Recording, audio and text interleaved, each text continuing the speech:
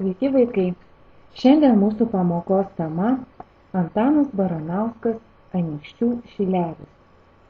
Poeto vaizduojama tyla ir miško garsai. Kaip grožiniame kūrinyje perteikiama tyla ir gamtos garsai. Veiksmo žodžių reiškiančių garsus kartojimas. Vaizdingų pasakymų apie tylą ir triukšmą lyginimas. Taisyklingas, gražus rašymas. Turbūt nuostabiausiai tylos ir garso priešprieša perteikta Antano Baranausko Anykščių šilelio ištraukose Vidurnaktis ir rytas. Paklausykime, kaip poetas sukūrė ir kaip perteikė tylą, klausydamasis vidurnakčio. Vidurnaktis. Vidunaktį taip tyku, kad girdi, kaip jaunas lapas ar žiedelis ant šakelių kraunas. Girdi, kaip šakom šnibžda medžių kalba šventa, kaip žvaigždelės plevena, gaili rasa krinta. Tokia yra vidurnakčio tyla. O kai ateina rytas,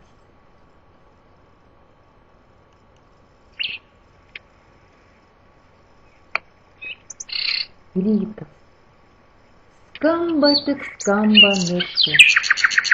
Čia volungė ieva trotina. Ieva, ieva, neganyk po pievą. Čia paupiai, riu, riu, tilvikas sušuko. Čia vėl balsų visokių, lyg trūkte pratrūko.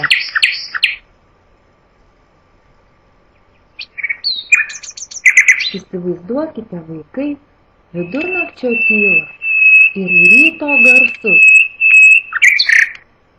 Pasirinkite vieną posmą ir išmokite jį gražiai skaityti. O jeigu būsi miške, parke ar sode, įsiklausyk. Įsimink, kokių garsų išgirdai.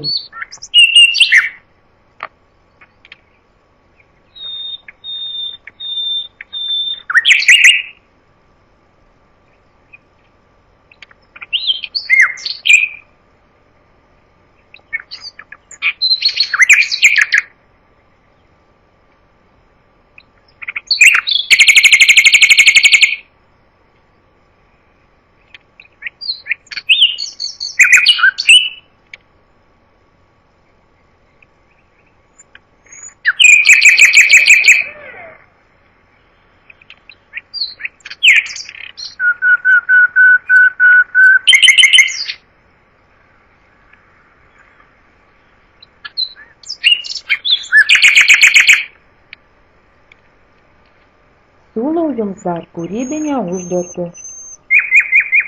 Pagalvokite ir parašykite kuo daugiau sakinių apie kieno nors girioje sukeliamus garsus. Pavyzdžiui, medis braška, sausa žolė čeža, eglė ošia,